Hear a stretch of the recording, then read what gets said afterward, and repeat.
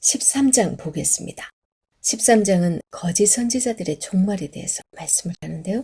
1절에서 16절은 거짓 예언하는 남자 예언자들에 대한 심판 경고의 말씀이고 17절에서 23절은 여자 예언자들에 대한 경고의 말씀을 하고 있어요. 이들의 죄는 자신이 원하는 것을 마치 여호와께서 주신 말씀인 것처럼 백성에게 전했다는 거예요. 그들은 그들의 희망사항을 예언하고 있는 거죠. 그러나 2절에서 에스겔은 그들을 거슬러 예언하고 있어요. 왕하 22장 13절에서 20절 그리고 예레미야서 23장 27절에서 28절을 보면 그들은 자신의 마음대로 예언하는 자들이에요. 이 예레미야의 표현을 빌리면 직업 예언자들이라고 할 수 있어요. 이들은 천상회의에 참석하지 못하는 자들입니다. 13장 1절에서 5절 읽어보겠습니다. 여호와의 말씀이 내게 임하여 이르시되 인자야 너는 이스라엘에 예언하는 선지자들에게 경고하여 예언하되 자기 마음대로 예언하는 자에게 말하기를 너희는 여호와의 말씀을 들어라. 주 여호와의 말씀에 본 것이 없이 자기 심령을 따라 예언하는 어리석은 선지자에게 화가 있을진저. 이스라엘아 너희 선지자들은 황무지에 있는 여우 같으니라.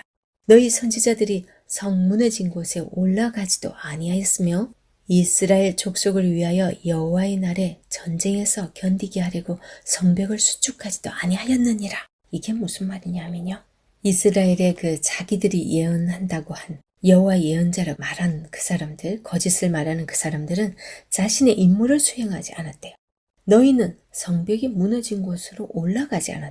이게 무슨 표현이냐면 자, 성벽이 무너지면 뭔가 수축하기 위해서 노력을 해야 되잖아요. 그죠?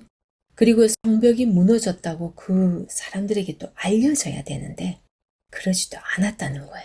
그리고 6절 여호와께서 말씀하셨다고 하는 그런 자들이 허탄한 것과 거짓된 점괘를 보며 사람들에게 그 말이 확실히 이루어지기를 바라게 하거니와 그들은 여호와가 보낸 자가 아니라.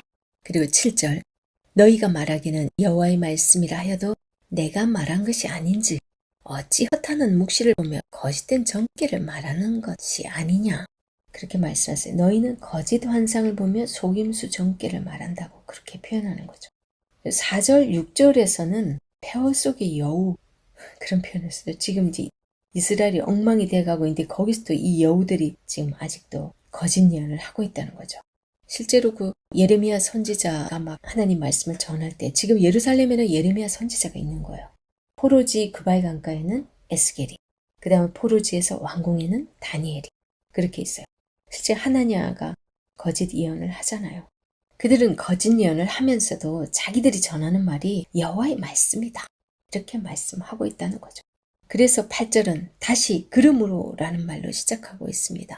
그러므로 주 여호와께서 이같이 말씀하셨느니라.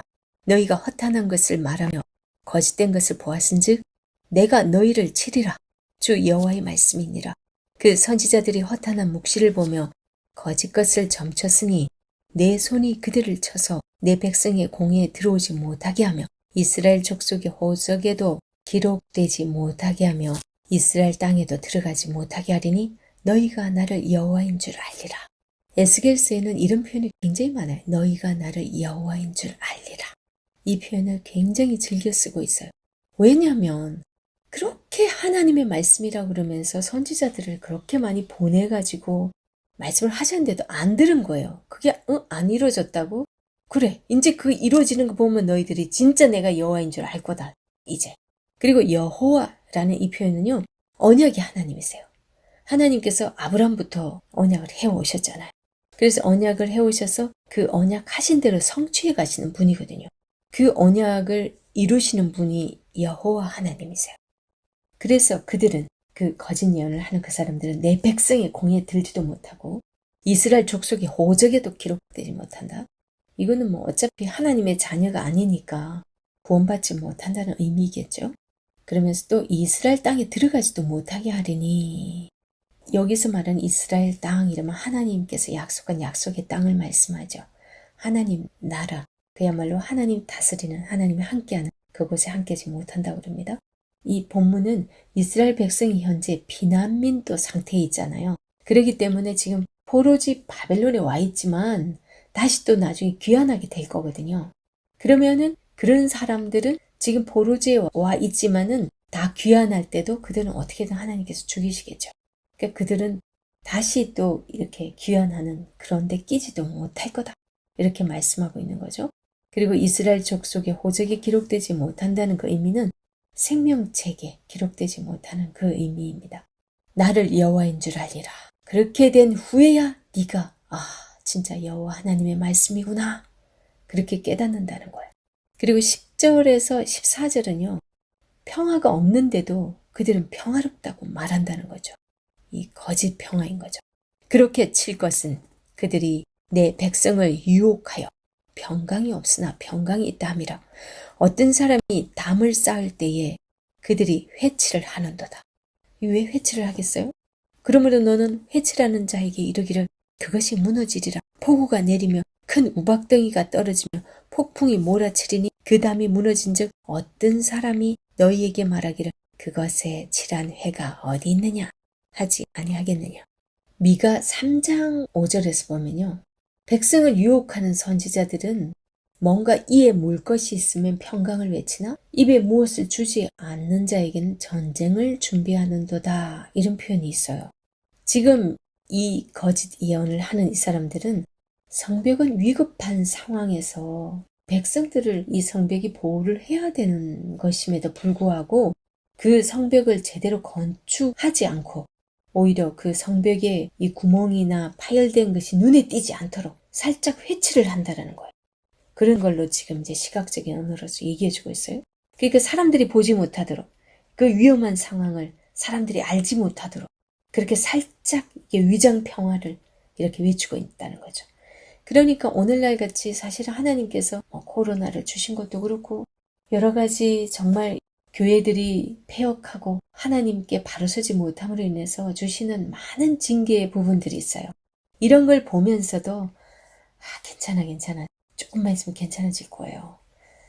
어차피 지금 이거는 세상이 악해서 그런데 꼭 믿는 자들이 거기에 똑같이 그렇게 멸망당할 일은 아니에요. 이러면서 뭔가 거짓 평화의 메시지를 준대구나. 그런 것도 다 이런 거에 속하죠. 그래서 13절에서 14절 여기에서 하나님께서 폭풍을 일으켜가지고 그 분노하심과 비를 내려서 그 성벽을 허물어 버리실 거라고 그렇게 말씀하시는 거예요. 그래서 이제 17절에서는 이런 모든 것들을 여호와의 말씀이다 라고 하면서 끝을 맺고 있습니다. 그리고 이제 거짓말로 예언하는 여자들, 여자 예언자들에 대해서 말씀하는데 17절 너 인자야 너희 백성 중 자기 마음대로 예언하는 여자들에게 경고하며 예언하여 이르기를 주 여호와의 말씀에 사람의 영혼을 사냥하려고 손목마다 부적을 꿰어매고 치렁치렁 뭔가 많이 한 거 보면은 좀 이상해요. 그죠? 꿰어매고 키가 큰 자나 작은 자의 머리를 위하여 수건을 만드는 여자들에게 화 있을진저 너희가 어찌하여 내 백성의 영혼은 사냥하면서 자기를 위하여는 영혼을 살리려 하느냐. 너희가 두어 웅큼 보리와 두어 조각 떡을 위하여 나를 내 백성 가운데서 욕되게 하여 거짓말을 고지드는 내 백성에게 너희가 거짓말을 지어내어 죽지 아니할 영혼을 죽이고 살지 못할 영혼을 살리는도다. 그러므로 나 주 여호와가 이같이 말하노라. 이 여자 예언가들은 꼭 점쟁이 같아요. 그죠? 좀 점쟁이 같은 그런 일을 하는 사람들의 모습이 거의 이렇게 많이 기록되어 있네요. 주로 그러고 보면 무당이나 점쟁이들이 여자들이 많아요. 그러므로 나 주 여호와가 이같이 말하노라. 너희가 새를 사냥하듯 영혼들을 사냥하는 그 부적을 내가 너희 팔에서 떼어버리고 너희가 새처럼 사냥한 그 영혼들을 놓아주며 또 너희 수건을 찢고 내 백성을 너희 손에서 건지고 다시는 너희 손에 사냥물이 되지 아니하게 하리니 내가 여호와인 줄을 너희가 알리라. 내가 슬프게 하지 아니한 의인의 마음을 너희가 거짓말로 근심하게 하며 그러니까 실제로 예언하는 사람들이 자기가 예언의 은사를 받았다 그러면서 진짜 착한 사람들을 굉장히 겁을 줘요. 그러면서 뭐 어떻게 자기가 뭐 100일 기도를 해야 되니까 또 막 돈을 요구하기도 하고. 실제로 제가 아는 어떤 자매님이 그런 얘기를 예언하는 분한테 또 들어서 그걸로 인해서 너무나 오랫동안 심령이 상하고 고민이 된다고 그렇게 고백한 분도 있어요. 그래서 악인의 손을 굳게 하여 그 악한 길에서 돌이켜 떠나 삶을 얻지 못하게 하였은즉 너희가 다시는 허탄한 묵시를 보지 못하고 전복도 못할지라. 이거 뭐 진짜 점쟁이 맞죠? 내가 내 백성을 너희 손에서 건져내리니 내가 여호와인 줄을 너희가 알리라 하라. 실제로 또 이런 사람들에게 속아서 거기에 푹 빠진 사람들도 있어요. 그리고 이제 14장 봅니다. 우상 숭배자들을 하나님께서 심판하시는 내용을 담고 있습니다. 이 14장은 이스라엘 장로 두어 사람이 나와 내 앞에 앉으니 여호와의 말씀이 내게 임하여 이르시되 인자야 이 사람들이 자기 우상을 마음에 들이며 죄악의 걸림돌을 자기 앞에 두었으니 그들이 내게 묻기를 내가 조금인들 용납하랴. 그런즉 너는 그들에게 말하여 이르라. 나 주 여호와가 말하노라. 이스라엘 족속 중에 그 우상을 마음에 들이며 죄악의 걸림돌을 자기 앞에 두고 선지자에게로 가는 모든 자에게 나 여호와가 그 우상의 수요대로 보응하리니. 우상이 얼마나 많았으면 그 수요대로 보응하겠다라는 그런 표현을 쓰실까요? 그러니까 뭐 우상도 하나만이 아니라 온갖 우상을 다 섬기고 있었다라는 거겠죠. 그 14장 1절에서 11절까지는요. 우상 숭배자들을 심판하실 것을 말씀을 하시는데 그 가운데서도 1절에서 5절에는요. 그 유다 백성이 우상을 섬긴다고 말씀을 합니다.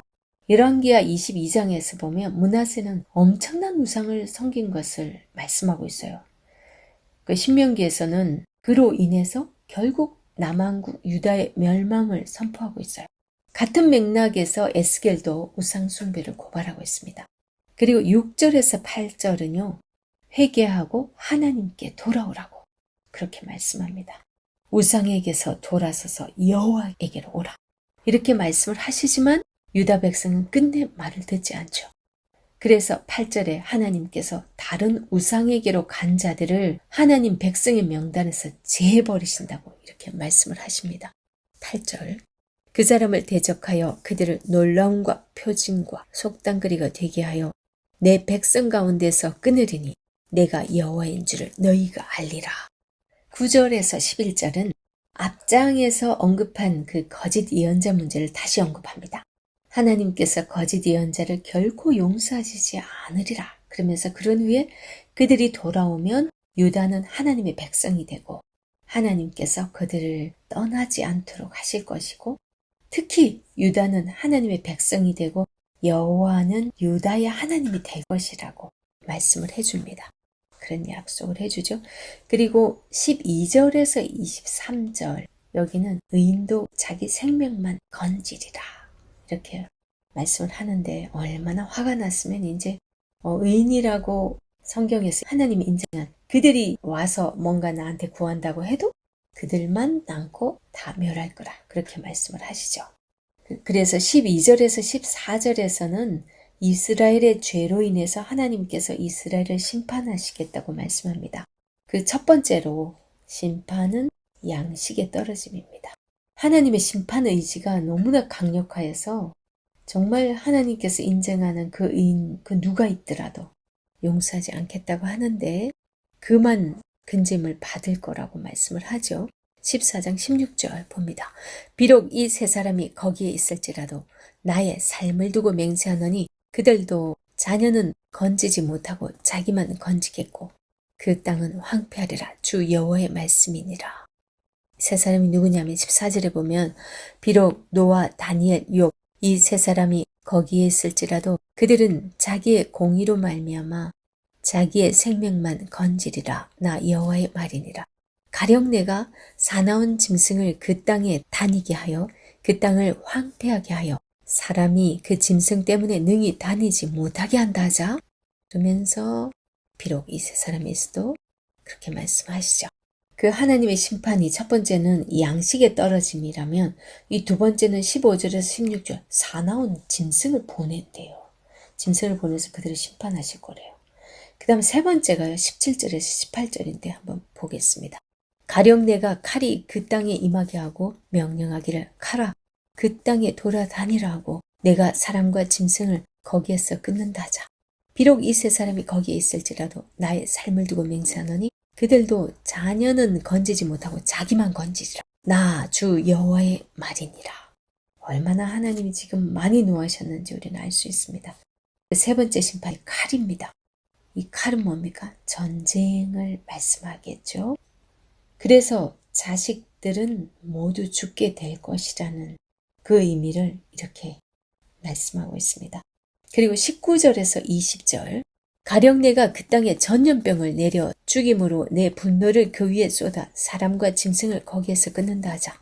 비록 노아 다니엘 욥이 거기에 있을지라도 나의 삶을 두고 맹세하노니 그들도 자녀는 건지지 못하고 자기의 공의로 자기의 생명만 건지리라. 주 여호와의 말씀이니라. 세 번째는 칼이었고 네 번째는 전염병. 전염병으로 심판하실 거라고 말씀합니다. 그러니까 어느 누구도 구원받지 못하고 오직 의인만 구원을 받을 것이라는 것을 노아, 다니엘, 욥 이 세 사람을 들어서 그렇게 말씀을 하고 있습니다. 하나님의 목적은 사실 심판이 아니잖아요. 그래서 하나님과 그들의 관계 회복을 계속 중간중간에 말씀을 합니다. 그래서 이런 심판 뒤에 하나님께서 다시 그들을 돌아오게 하실 것임을 전제하면서 남은 자들은 그러면서 남은 자에 대한 말씀을 하시고 이사야서에서는 그루트기도 말씀을 하시죠. 그들은 하나님의 정의로우심을 보게 될 것이라고 합니다. 그 남은 자들은. 이제 15장 보겠습니다. 15장은 불에 던질 땔감 같은 예루살렘 주민입니다. 여호와의 말씀이 내게 임하여 이르시되 인자야 포도나무가 모든 나무보다 나은 것이 무엇이랴? 숲속의 여러 나무 가운데 있는 그 포도나무 가지가 나은 것이 무엇이랴? 포도나무는요 이스라엘을 상징하고 있는 거 아시죠? 지금 그러니까 이스라엘이 아이고 너희들 지금 뭔가 좀 제법 괜찮은 거라고 생각하는 모양인데 이 땅의 이 세상의 많은 거민들보다 결코 너희들 괜찮은 게 아니야. 그래서 이 포도나무를 이스라엘 백성들이라고 지금 비유하고 있습니다. 성경에서 농부와 포도나무의 관계 이런 걸 통해서도 하나님과 이스라엘의 관계로 많이 사용되었고요. 이사야서에서는 포도원 노래를 하시죠. 그래서 내가 극상품 포도나무를 심었더니 들포도를 맺었구나. 그러면서 막 그들의 죄악에 대해서 하나님이 분노하시면서 말씀을 하시죠. 그 극상품 포도나무가 뭐라 그랬어요? 그거는 하나님께서 율법을 주고 하나님의 규례를 주고 말씀으로 이렇게 양육해서 북을 돋우고 이 북을 돋운다는 표현이 농사 짓지 않은 분은 모르는데 고랑이 있어요. 포도나무도 이 고랑이 있고 북을 돋운 것이 고랑은 낮지만 그 위에 이렇게 살짝 올라와 있어요. 그러면은 그곳에 이제 포도나무가 심겨져 있죠. 그거는 이제 이렇게 구별되게 이 물이 있어도 이렇게 쓸려 나가지 않고 거기에다 기름도 거기에다 주고 하죠. 잘 가꿔서 잘 자라게 하기 위해서 농부가 북을 돋워서 뭔가를 심습니다. 그러니까 그런 일을 농부는 하나님이시니 하나님께서 그들을 정말 잘 돌보았다라는 말씀을 그렇게 표현하고 있죠. 그리고 이스라엘을 포도나무에 비유한 것은 예레미야에서도 말씀하시고 또 에스겔서 17장에서도 말씀하시고 호세아서에도 말씀하시고 그리고 시편에서도 말씀합니다. 그리고 요한복음 15장에서는 예수님께서 나는 포도나무요 너희는 가지니 그렇게 또 말씀하세요. 그 결국은 그 포도나무 가운데서도 이 이스라엘 백성들은 그 포도나무의 가지 그 밑둥치도 아니고 가지에 속한다라는 것도 예수님이 말씀하셨죠. 그래서 그 가지가 포도나무에서 떨어지면 이제 아무런 열매도 맺지 못한다라는 표현을 쓸 때 그 말씀을 하시죠. 그래서 이 포도나무의 특징이요. 열매를 맺지 못하면 이게 무슨 제목으로 쓸 수가 없는 거예요. 그 집을 짓는데도 사용이 안 되고 무엇에도 안 돼요. 그래서 땔감밖에 안 된다. 그래서 아궁이에 들어갈 수밖에 없다라는 말씀을 하세요. 그래서 15장 1절에서 8절은요. 이스라엘을 열매 맺지 못하는 포도나무에 비유하고 있습니다. 읽어볼게요. 여호와의 말씀이 내게 임하여 이르시되 인자야 포도나무가 모든 나무보다 나은 것이 무엇이라? 숲속의 여러 나무 가운데 있는 그 포도나무 가지가 나은 것이 무엇이라? 그 나무를 가지고 무엇을 제수할 수 있겠느냐? 그것으로 무슨 그릇을 걸 무엇을 만들 수 있겠느냐? 불에 던질 땔감이 될 뿐이라. 불이 그 두 끝을 사르고 그 가운데에도 태웠으면 제조에 무슨 소용이 있겠느냐. 그것이 온전할 때에도 아무 제조에 합당하지 아니하였거든. 하물며 불에 살라지고 탄 후에 어찌 제조에 합당하겠느냐. 지금 이제 이스라엘 백성들이 지금 이제 완전 포로로 잡혀고 엉망됐어요. 이것을 이제 불에 살라지고 탄 후에 라는 이런 표현. 지금 너희들 다 망가진 상황이야. 하나님이 지금 다 무너뜨려가지고. 그런 상황에 너희들이 지금 별 볼 일이 있다고 생각하니? 6절. 그러므로 주 여호와께서 이같이 말씀하셨느니라. 내가 숲풀 가운데 있는 포도나무를 불에 던질 땔감이 되게 한 것 같이 내가 예루살렘 주민도 그같이 할지라. 내가 그들을 대적한즉 그들이 그 불에서 나와도 불이 그들을 사르리니 내가 그들을 대적할 때에 내가 여호와인 줄 너희가 알리라. 내가 그 땅을 황폐하게 하리니 이는 그들이 범법함이니라. 나 주 여호와의 말이니라 하시니라. 이 15장 2절에서 5절은 정말 그림 언어로 그려지죠. 그렇게 말씀을 해주시고 그 다음에 6절에서 8절에서는 이제 그 의미를 설명해 주듯이 말씀하고 있습니다. 2절에서 5절에서 말하는 이 포도나무는 열매가 없어서 아궁이로 들어갈 수밖에 없는 그 열매는 뭐라고 그럽니까? 하나님께서 우리 삶의 모습이에요. 자, 우리가 뭔가를 좋은 걸 먹었어요. 그럼 우리 몸이 좋아져야 맞는 거죠. 그런데 지금 이들은 하나님께서 그 말씀을 얼마나 오랜 기간 동안에 그렇게 말씀을 좋은 율법을 주셨어요. 극상품 포도나무로. 그렇게 가꿨다 그랬잖아요. 그렇게 줬는데도 이 삶의 모습이 하나도 안 변하고 오히려 정의가 없어지고 공의가 다 무너지고 연약한 자들 압제하고 그 정치인들이 자기들 잘 먹고 잘 살 궁리만 하고 도대체가 하나님이 보니까 이거는 완전 쓸모없는 이제 아궁이에 던져버려야 될 아무 열매도 없는 그런 모습이라는 거죠. 또 무화과도 이스라엘을 상징하는데 악한 무화과라는 그런 표현도 쓰세요. 그래서 이 포도나무가 그렇게 열매를 맺지 못하니까 그럼 뭐 하겠어요? 계속 뭐 그럼도 주고 그 농부가 시간을 들여서 얼마나 거기다가 많은 정성을 쏟는데 열매 하나 못 맺으면 그냥 땔감으로 써야죠. 이게 이제 자기 역할을 다하지 못한 그 이스라엘 백성들을 이렇게 나무라고 했습니다. 그래서 6절에서 8절에 보면 그러므로 주 여호와 내가 말하노라 하고 시작하는 것은 그 결과를 말씀하고 있는 거죠. 그러므로. 그래서 곧 예루살렘과 그 주민에게 내릴 재앙의 말씀을 할 수밖에 없다는 거죠. 너희들의 그 모습을 보니까 너희들은 안 되겠다. 그냥 멸망당해야겠구나. 좀 그 죄값 톡톡히 치르고 와서 정신 차리고 다시 시작하자. 하나님 그렇게 말씀하시는 거죠. 그래서 주전 587년에 예루살렘이 파괴됩니다. 많은 주민들이 사로잡혀 가죠. 1차, 2차, 3차 포로로 왕까지 눈이 삐인 채로 끌려갑니다. 그래서 죽음에서 살아난 사람들은 포로가 되어서 바빌론으로 끌려가게 되죠. 요한복음 15장은요. 같은 이야기를 예수님과 연결해서 말씀하고 있는데 또 로마서에서도 이 부분을 말씀합니다. 근데 이 로마서 11장에서는요. 유대인들이 넘어짐으로 인해서 구원이 이방인에게로 넘어갔다라는 표현을 쓰세요. 그러니까 지금 이제 하나님께서 이스라엘 백성들을 이때는 너희들 그렇게 하면 안 된다, 멸망시킨다, 내가 바벨론의 포로로 끌려가게 할 거다, 막 그런 말씀을 주셨어요. 그러면 만약에 그때까지도 하나님께서 그 이스라엘 백성만을 구원하려고 했었다면 그들 포로를 다녀오고 나서 그들이 포로 갔다 온 후에 정신 차리고 제대로 이제 하나님 말씀대로 잘 살고 실제 변화된 열매를 보여줬어야 되죠. 결국은 그들은 그렇게 보여주지 않았어요. 이스라엘 사람들, 그 유대인들은 아직도 지금 예수님을 인정하지 않잖아요. 그래서 그들이 예수님을 배척하고 십자가에 못 박히게 하심으로 인해서 이제 그 유대인들이 넘어짐으로 인해서 구원이 이방인에게로 넘어가게 됩니다.